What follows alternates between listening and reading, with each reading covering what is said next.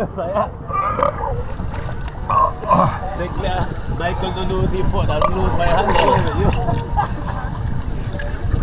No,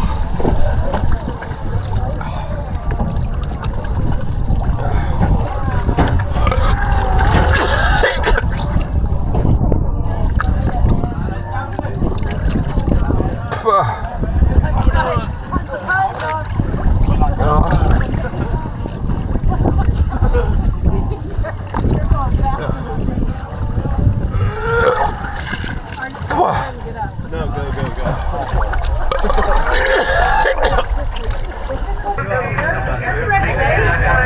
哇，朋友们，回来了，回到这个港口了。